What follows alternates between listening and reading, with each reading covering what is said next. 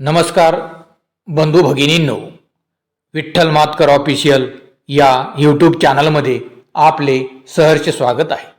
रक्षाबंधन म्हणजे फक्त भाऊ बहिणींच्या हातावर बांधली जाणारी राखी नाही, तर हजारो वर्षाच्या भारतीय परंपरेतून आलेल्या प्रेम, संरक्षण, विश्वास आणि एकतेच्या भावनेचे प्रतीक आहे.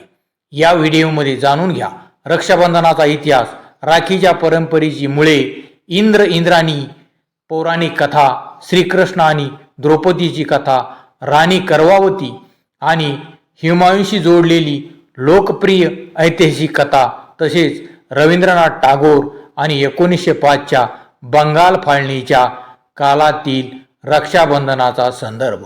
एका छोट्याशा धाग्यात एवढं मोठं नातं कसं सामावलं? हा व्हिडिओ शेवटपर्यंत नक्की पहा आणि रक्षाबंधनाच्या या अद्वितीय प्रवासाचे साक्षीदार व्हा. श्रावण महिन्यातील सकाळ, हवेच्या प्रत्येक झुळकीत मातीचा सुगंध, दारात रांगोळी, ताटात अक्षदा, कुंकू, दिवा आणि त्या छोट्याशा ताटात ठेवलेली एक सुंदर राखी. एक बहीण आपल्या भावाची वाट पाहत असते आणि तो क्षण येतो. बहीण भावाच्या कपाळावर कुंकवाचा टिळा लावते, आरती ओवाळते आणि हाताच्या मनगटावर बांधते एक छोटासा धागा.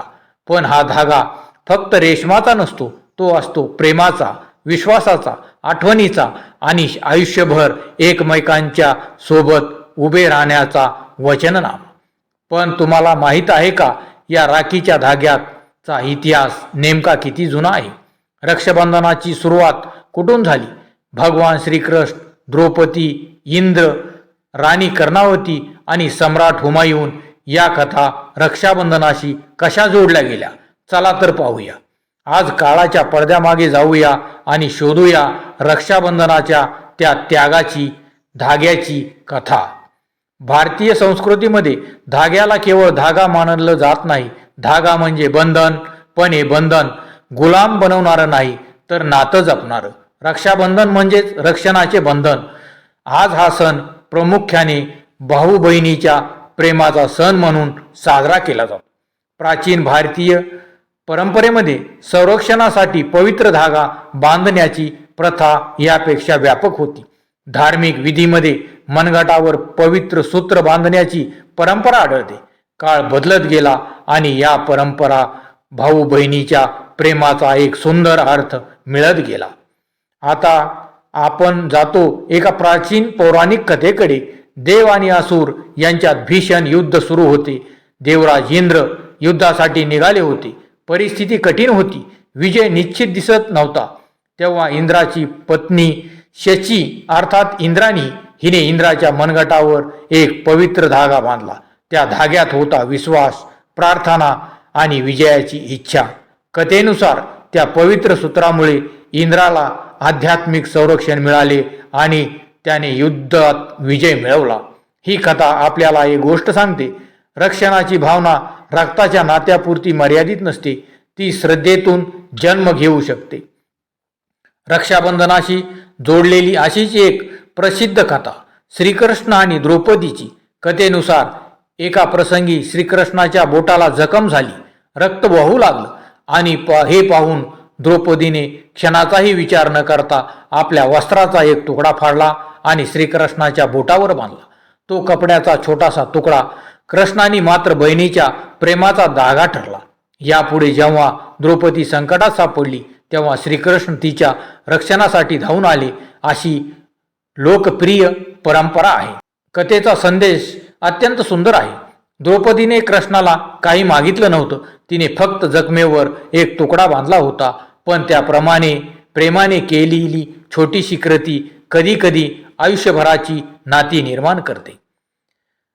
रक्षाबंधनाशी जोडली जाणारी आणखी एक प्रसिद्ध ऐतिहासिक कथा अशीच आहे, राणी कर्णावती आणि हुमायूनची. चित्तोडची राणी कर्णावती संकटात होती. बहादूर शहाच्या आक्रमणाचा धोका निर्माण झाला होता. अशा वेळी तिने मुघल सम्राट हुमायूँकडे मदतीची विनंती केली आणि त्याला राखी पाठवल्याची कथा लोकप्रिय आहे. ही कथा भारतीय लोकसमृद्धीमध्ये आजही सांगितली जाते. मात्र इतिहासाच्या दस्तऐवजामध्ये या घटनेबाबत मतभेद आहेत. म्हणून ही कथा सांगताना एक गोष्ट लक्षात ठेवणे महत्त्वाचे आहे. हे लोकप्रिय ऐतिहासिक परंपरा आहे. तिच्या प्रत्येक तपशिलाला निर्विवाद ऐतिहासिक पुरावा आहे असे मानता येत नाही. पण या कथेतून मोठा सांस्कृतिक अर्थ समोर येतो. राखी म्हणजे मदतीसाठी केलेली हाक ही असू शकते. धर्म, राजकारण, सत्ता, सीमा या सगळ्याकडे एका धाग्याने दोन व्यक्तींना भावनिक नात्यात बांधण्याची कल्पना भारतीय संस्कृतीत किती शक्तिशाली आहे हे या कथेतून दिसून येते. आता येतो रक्षाबंधनाच्या इतिहासातील एक अत्यंत महत्त्वाचा आधुनिक अध्याय. 1905 मध्ये ब्रिटिश सरकारने बंगालची फाळणी केली. या निर्णयाविरोधात संपूर्ण बंगालमध्ये आंदोलन उभं राहिले. याच काळात रवींद्रनाथ टागोरांनी रक्षाबंधनाच्या प्रतीकाचा वापर सामाजिक ऐक्याचा संदेश देण्यासाठी केला अशी ऐतिहासिक नोंद आहे. हिंदू आणि मुस्लिमांनी एकमेकांच्या हातात राखी बांधली आणि सांगावं, आपण वेगळे नाही, आपण एक आहोत.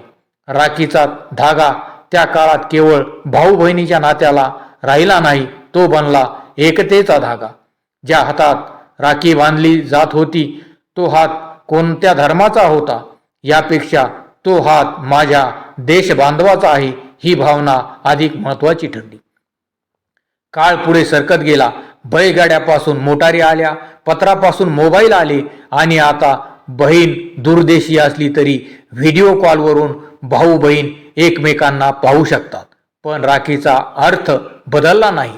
आज बहीण भावाच्या मनगटावर राखी बांधते. भाऊ तिला भेटवस्तू देतो, पण त्या भेटवस्तूपेक्षा मोठं असतं एकमेकासाठी उभं राहण्याचं वचन. आजच्या काळात हे नातं फक्त भावाच्या संरक्षणापुरतं मर्यादित राहिलेलं नाही.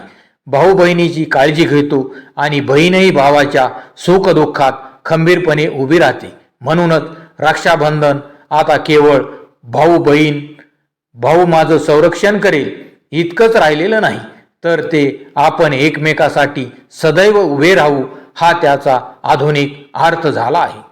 आज बाजारात हजारो प्रकारच्या राख्या दिसतात. रेशमी राखी, चांदीची राखी, मण्याची राखी, कार्टून राखी, नावाची राखी. पण राखी किती महाग आहे यापेक्षा ती कोणत्या भावनेने बांधली आहे हे महत्त्वाचं. कधी बहीण दूर शहरात असते, कधी भाऊ परदेशात असतो, कधी परिस्थिती दोघांना वेगवेगळं ठेवते, पण एक राखी पोस्टाने पोहोचते आणि मन पुन्हा त्या बालपणात जातं, जेथे भांडण होतं, रुसवा होता, चॉकलेटसाठी हट्ट होता आणि तरीही सगळ्यात सुरक्षित जागा होती भावाच्या बहिणीसाठी आणि बहिणीच्या भावासाठी. रक्षाबंधनाचा इतिहास हजारो वर्षाच्या भारतीय सांस्कृतिक प्रवाहातून आपल्यापर्यंत पोहोचला आहे. या प्रवासात कधी तो पवित्र संरक्षण सूत्र होता, कधी कृष्ण द्रौपदीच्या प्रेमाची कथा, कधी इंद्राणीच्या प्रार्थनेचा धागा, कधी एकतेचे प्रतीक आणि आज तो आहे भाऊ बहिणीच्या नात्याचा उत्सव. पण शेवटी राखी मनगटावर बांधली जाते, हृदयावर नाही, कारण हृदयावर आधीच बांधलेलं असतं प्रेमाचं नातं.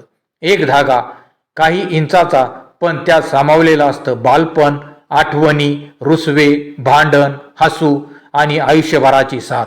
म्हणूनच रक्षाबंधनाच्या दिवशी आपल्या हातात बांधलेली राखी पाहताना एकदा मनात नक्की म्हणा, हा फक्त धागा नाही, ही माझ्या माणसाची माझ्यावर असलेली श्रद्धा आहे. आणि कदाचित याच एका भावनेमुळे रक्षाबंधन हजारो वर्षानंतरही जिवंत आहे. जय हिंद.